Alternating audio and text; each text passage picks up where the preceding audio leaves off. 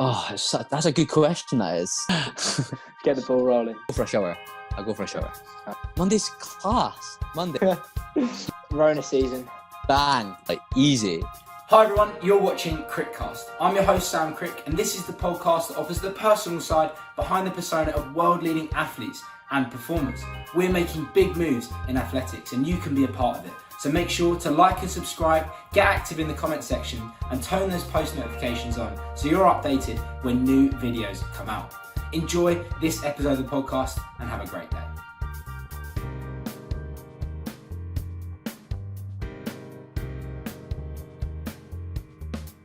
This week, we have a very special guest. Please welcome Andy Butchart. Andy, how are you?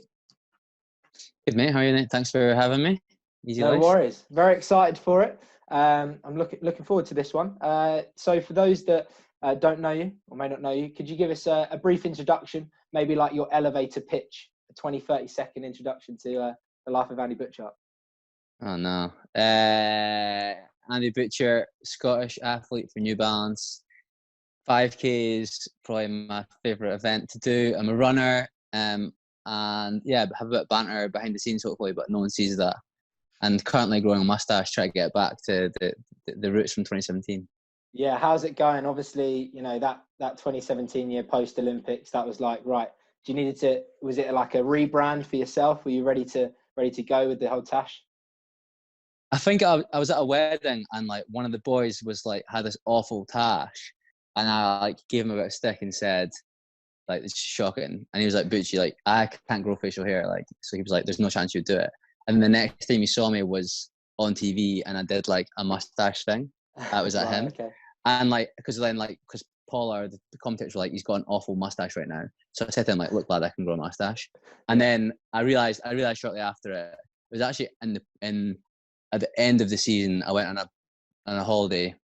Went on like we call it a bakery tour. Went south of France and ate croissants. I put on so much weight, and anyway, the mustache looked so bad when I was a bit chubby. So I had to go. And then this year I thought, you know, I'm trying to grow it back. And somehow it came back a lot quicker than it did in 2017. So I must have matured a bit or got some more testosterone in me. So yeah, it's here, but I don't know how long it'll stay for. Yeah, I mean, no, it's a good look, mate. And lots of people, you know, around the world, they're going for this tash look. Last week we had Martin Rooney on, you know, big brand with the beard, you know, strong beard, sunglasses. That's where it's at for him. But yeah, he seems to have gone with the tash and you're repping it. But sounds pretty competitive between you and the guy from the wedding, right? When you're you know, coming up with that tash, sort of like competitive atmosphere. Has that been instilled of you from a very young age? Have you always been competitive? I think I'm competitive at things I'm good at. Okay. If I'm good at something, I'm like, I'll do it. But see, if I'm bad, I'll just step to the back of the room and not even try it. Like I'm trying to think, like, I'm not bad at many things. I'm not gonna lie, I'm pretty shit hot. Yeah, backs himself. Sorry for my language, but yeah, there's some things that I just can't do, and I just won't do it because I don't want people to see that I've got weaknesses. Right. Because I think that's But anything I'll do, mate, I would want to do it better. Okay. Yeah. So you're like party trick rather than you know, the athletics. We know that you're pretty good at that. You can put one foot in front of the other pretty fast over a 5K distance. Your party trick, what sort of talent do you bring to that in that sense? I'll tell you one thing that I am not good at is downing pints. Like honestly, you'd be there for about a week and a half with me, like trying to neck this pint. So like party tricks are probably the reversal role. It's probably like the things I'm bad at. That's like a thing I would not want to do. I remember there was like a challenge at one of these like challenges that you did online like a few years ago, and it was like you just necked a pint and then you nominate someone. Wasn't it? Yeah. Yeah, mate, I did one. If anyone finds it on Facebook right now, it's the most tragic thing you've ever seen. I'm pretty sure that it was cider. What was the content? It was just cider. It was cider. I swear it was just cider. But it was like I was drinking milk, and like I couldn't get. Mate, it was the worst thing. And I remember I finished it, and I was like, I'm like, I'm like, honestly, I'm such a useless drinker. Like, party tricks aren't very good. Like, not my forte. So let's say you know, we're at the Olympics, and you know, you've completed the race, been there, done that, 6th place in the Olympics, no big deal, whatever. Walked off the track, and then come to the evening. Would you then pace yourself in that sense, or would you just go, would you just go flat out in So I'm terms of pretty the sure. in terms of the drinking? So like post. So at the Olympics, I'm sure. So like after Olympic Games, there was we had 2 nights left before we flew home. So I was there That's till the not last. bad, Yeah. So like, but it was a shame because most of the other guys had like loads of time because they would get put out the first round. The team was crap. No, I'm kidding. No, because like you were there for a week or like 8 days, and if you're on first, like you could be done, and then like you got like 8 days to like kind of like crack on. Drowning Like yourself for me, out. like yeah, because like I was there at the end, and I'm like you go to like the dining hall, and you're trying to eat like broccoli, chicken, rice, like try to be healthy. Everyone else is like just smashing burgers. You're like, oh, fuck's sake, like, and like so you do your race, you finish it, and honestly, because it was so late, I didn't get home till like 2 o'clock in the morning, and you're like stinking, you're like sweaty, and then like you like after a race, like you're shattered. Yeah. And then like I was in an apartment with Lindsay, who had raced the same night as me, so we came back, and like all the boys were, and everyone was at this club down at Copacabana at the beach, and like yeah, it sounds like a lot. And then like I just remember, I think Jasmine Sawyers was there. I can't really remember. And like I think we just all got in a taxi, like but we left like 3 a.m, got there, and everyone was already on it. So like you're like sober, and you're like literally we've only got an hour and a half before like we're gonna get going, like before things shut. So like you've just got to like get as smashed as quick as you can. So it's like you're just like mind sweeping the whole like everywhere, just like whatever you can get, just get it down you sort of thing. And then like and that was it. Like you just it was just the rest of it's a blur. Like so it wasn't really much of a party. And then the next night was like only thing that was on was like the men's marathon. So like that was in the morning. Yeah, well, we're asleep for that. Nobody wants to watch Kipchoge, do we? That's dull. And there was like just like I remember it being like it was like you were in like this like village that like had this like skyscrapers, and each skyscraper was like a different like country or like mixed. And like that night people were going to host parties, so like Britain had a party, Australia had a party, Germany had a party, and it was like all like VIP. You had to have like someone to get you in. It was right shite.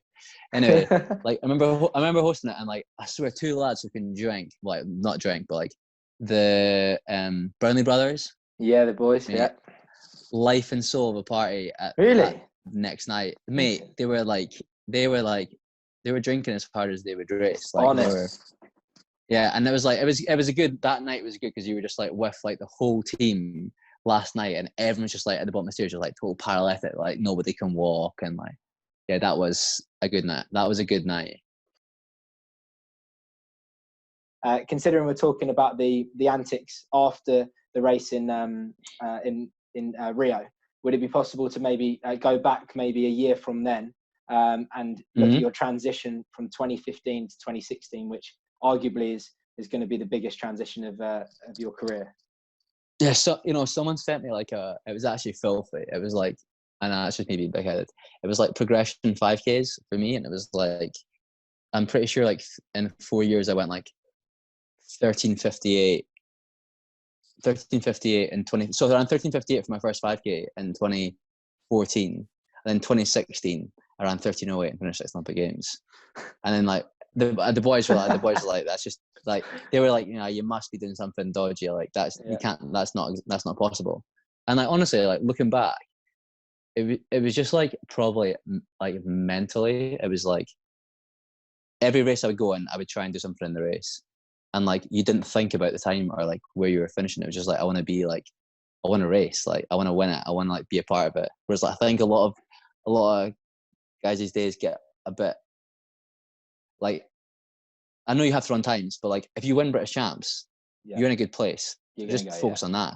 Don't think about having to run like 3:32 because that's not how it works. Like you're fine, keep winning races, you'll eventually run 3:32. Like don't think about it. Like that was the thing for me, was when I moved from the 15 to the 5K, was I was getting mad obsessed with the clock in the 15. And I remembered like going through every 800 looking at the clock and thinking like, if it's over 2 minutes, there's no point. And if it's under 2 minutes, I'm on it.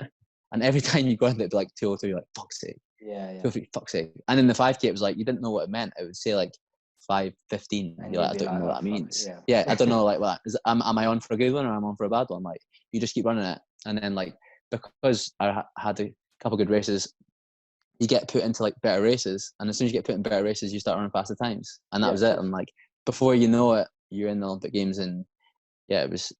I mean, it was just a great experience. Like that was the thing. Like it's a shame that it's not on this year, but like for me, it's actually not too bad. But like to bring that experience to every race is amazing. Yeah, I mean, truly, I mean, going from that place where you were in 2 years' time, taking off a huge chunk off a PB, and like you say, the times don't really matter, but it's what the races that you get put into that makes the big difference, that then gets you to that next step. What was the difference between the Olympic final and maybe something like a British Championships, which you may have experienced before? What did you learn from that race that you wouldn't have understood in the earlier races? From the Olympics what I learned from the Olympics to what I learned from British Champs. Or what do you learn more? I guess what are the what are the added bits? British Champs for me is probably harder. British Champs 2016 was harder for me than the Olympic final. Wow! Because when you go to British Champs as like the number one, you have a huge pressure on you. You have to perform. Like everyone's expecting to run really well, so you're kind of like you're nervous. Whereas for the Olympic final, like everyone's expecting me to finish last. So like I remember being like in like the call room thinking to myself like, if I finished last time, like whatever it was, like the 16th best in the world, like that's pretty cool. Yeah. And I was like, if I beat one person, I go to 15th. That's even better. So it was like that was the mindset I took onto it. Was just like I'm here and like whatever happens, like I've done well. Whereas like British Champs every year, like the younger guys are always getting faster. Like there's always someone new that's coming in the block. There's always some like knob end messaging me on Instagram saying, "Are you nervous about this kid? Are you nervous about this kid?" Like, and then you're like, "Oh my god! Like, are you serious? Like, I had to put up with this." Like, and then like British Champs comes and it's like it's a relief when the gun goes. You're like, it's fine.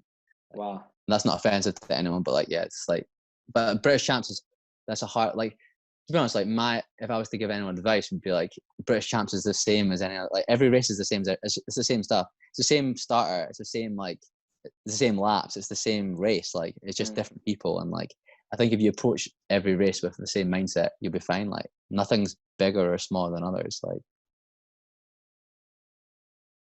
on Quickcast Pod, we asked some like quickfire questions. Little play on words of my name, marketing genius, I know. And so some of them have been sent in from listeners. Now, Ali Kinlock has asked, do you prefer the bath or the shower? Shower. I think bath's weird. Like the worst thing, like obviously I know you're talking about like washing yourself, but ice baths is like a no-no for me.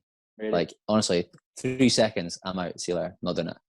Oh, what recovery do you go for? Especially as like, injuries hit a couple of years ago. What would you do? Go for bed, mate. All right. Go to bed. Nah, I'm kidding. I wouldn't do. I was gonna say. I used like for like so like with the rehab was like I don't like for my navicular. I was lucky enough to like go to the Bisham, and then when I went back to America, they had I was in like this clinic, and they basically like I've got a scar on my foot, and they would like put in like acupuncture for like 50 needles just like around this little like scar, and I honestly preferred that to getting an ice bath. Really? Honestly, like the blood flow was better than using ice. It's when you get like I think the calves are okay when you sort of sit on the side of the bar. As soon as you go near the balls, like it's just it's horrible. There's one in Fawn. There's one in Fawn, and like I would always go in there when it was warm, and I just pretend that it was like, oh, it's cold. This is too cold. I just stand there for like 10 minutes. Like I was like, don't come in, lads. It's too cold for you. Don't come in. And it's like probably just like normal room temperature. I'm like, I've done. See you later. Like, that's it. I mean, half of it's like there's studies that have shown like ice baths help. Some say like they don't help. Like it's just I just do what I feel like doing. If I feel like jumping in an ice bath, I'll go in it. But like it's not like we're going off topic. I go for a shower. That's cool. No, I rate it. These quickfire questions, they're usually like quickfire for me, and then they just sort of go longer, which is fine. The next one, if fourth place was a day of the week, what would that day be? Fourth place a day of the week, what day would that be? Like the sort of feeling of fourth place.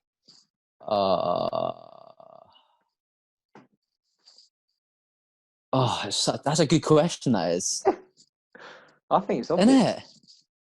Really? No, I think so. Nah, not for me. No? Not for me. I'd be going Thursday. Oh, really?